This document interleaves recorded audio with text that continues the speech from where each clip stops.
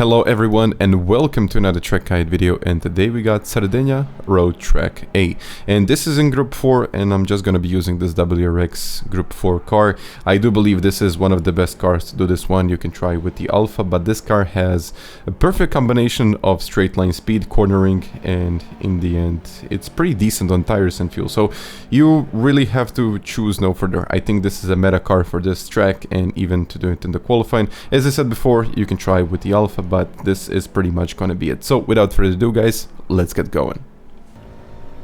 And starting the lap with pretty much staying in this 5th gear, so you really don't want to upshift in 6th because it can cost you about 20 to 30 thousandths of a second, but it's something to start with. So stay in 5th, look at the 100-meter sign, and just on the right hand side, this is my usual braking point. I tend to downshift here in the 2nd gear, but this time I stayed in 3rd, and in the end I pretty much had even a better result just by staying in 3rd gear, because I think you slow down the car too much when you downshift into 2nd. It might just be my own opinion, but I think it really slows down the car. But here, just after the 50-meter sign, you can see the gap down there, which I kind of try to imitate here on this kind of lap, but it's in between the gravel and the 50-meter sign, so it's not always there, it's not always perfect, but you really want to get as close as possible to the curb there on the left, so we can move from one side to another, which is pretty much what I'm doing here. So moving from one side to another, downshifting the 2nd gear, and a little bit of trail braking going in. Just make sure that you're in 3rd gear on the way out, otherwise you will lose a lot of grip. But here, just looking at this kind of the gap in between the bushes right there, I mean, it's not easy to see that, but it is your perfect braking point, and also your perfect acceleration point is when you see those marshals. But just make sure, once again, put it into a higher gear and you will pretty much get I would say maybe even half a tenth, maybe even a tenth on the straight, because you just carry your speed all the way down to this point,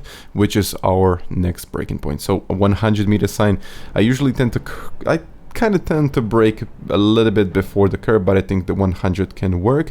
Here, 2nd gear, downshift in 2nd, but once again put it into a higher gear, and just making sure that you stay in that 3rd gear a little bit more this time, because you really need to rev up the car at that point and just get the most speed onto this straight. And it's tight section, it's not really a straight, but here I'm looking at this point, and even before it I'm starting to turn in, downshifting into 4th gear, not a lot of trail braking going in, and quickly upshifting in the 5th. As I'm always saying, not a lot of trail braking, because the car can start to understeer and you will eventually lose time instead of gaining time. But here, just before the curb, you're braking the straight line, look at the end of the curb, and just about when you're about to get there, get into the turn, put the power down in 2nd. Don't try to kind of modulate the throttle, just floor it, otherwise the car will get a bit of understeer, I mean, and it's not gonna rotate as well as it, you know, when you're just putting the power down without hesitation. So here,